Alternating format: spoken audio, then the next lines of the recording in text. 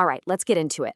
Today we're going to use a really old story about a cunning fox to decode a modern manipulation tactic, one that I'm willing to bet you've experienced more than once.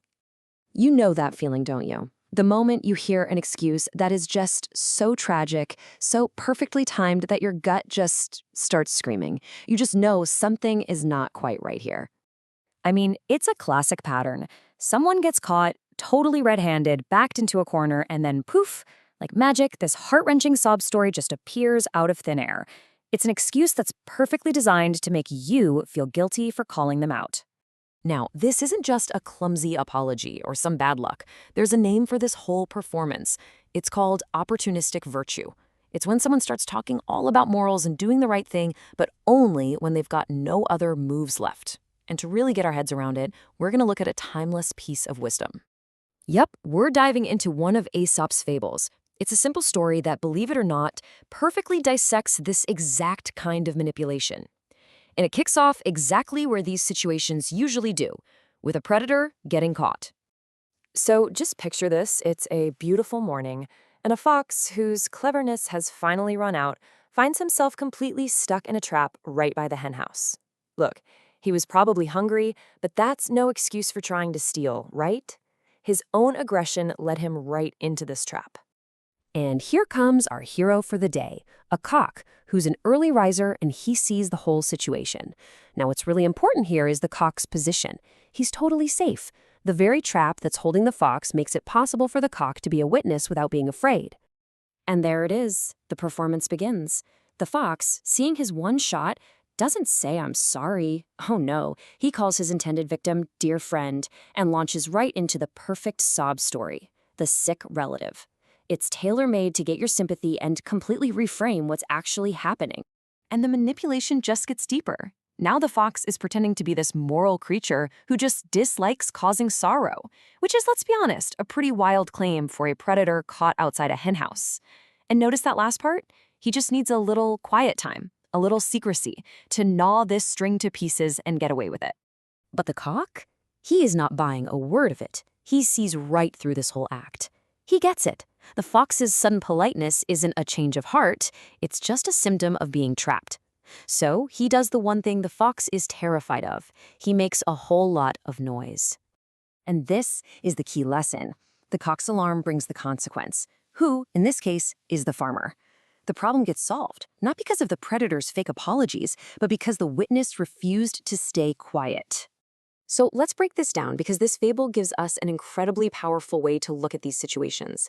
This isn't just some story for kids. These characters are archetypes that I guarantee you are playing out in our own lives every single day. First up, you've got the fox. We'll call him the unrepentant rogue. This is the person who, when they're caught, doesn't actually regret what they did. They just regret getting caught. So they switch up their tactics and start using the language of virtue as an escape tool. Then you have the cock, the vigilant witness. And this role is so crucial. This is the person who sees the situation for what it really is. They aren't fooled by the dramatic performance because they remember what the predator is actually like. They know the kindness is just an act. And you know, the trap itself is basically a character in this story. It's the consequence. It represents that natural, totally unavoidable result when someone's bad actions crash against the rules of the system. Whether that system is a family, a company, or just a friendship. Okay, so let's really zoom in on that core manipulation tactic, that perfectly crafted story about the sick relative. It's so much more than just a lie. It's a very specific psychological game. This is what the source material calls the theatrics of the trapped. It's a performance specifically designed to turn your own empathy into a weapon against you. The very person who would have hurt you without a second thought is now begging for the compassion that they themselves don't have. So this brings the question right back to us, doesn't it? Take a second and think about your own life right now. Is there any situation where someone who's been caught doing something wrong is feeding you a perfectly tragic story to get out of trouble? And here's the follow-up, and it's a tough one to ask ourselves. By buying their story, by staying silent, are you actually being kind, or are you just giving a predator the time they need to get free from the trap, only to come back and cause more harm later? Seriously, this ancient dynamic is absolutely everywhere. It's not just in fables, you see it in our relationships, our friendships, and definitely in our workplaces. The fox has a very modern playbook.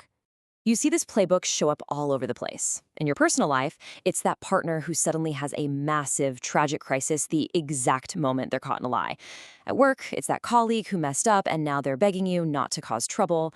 In every case, their lie is just a tool to escape. And the danger is always the same. Your silence lets the problem get worse, whether it's a personal betrayal or some rot spreading through your company.